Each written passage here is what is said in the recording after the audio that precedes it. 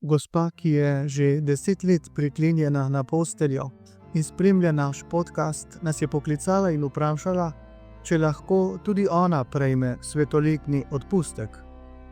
Svetoletni odpustek je milost in resnično spokorjeni verniki, ki se iz resnih razlogov ne bodo mogli udeležiti slovesnih praznovanj, romanj in obiskati svetih krajev, bodo prav tako odpustek lahko prejeli.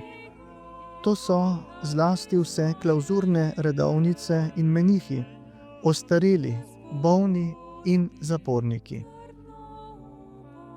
Svetoletni odpustek bodo lahko prejeli, če bodo opravili seveda sveto spoved, prejeli sveto obhajilo, molili po namenu svetega očeta in če bodo, zlasti ko se bodo besede papeža ali pa krajevnih škofov prenašale preko medijev, v duhu združeni z navzočimi verniki, molili na svojih domovih ali na krajih, ki jim jih določajo omejitve, se pravi v kapelah samostanov, bolnišnic, domov za ostarele in zaporov.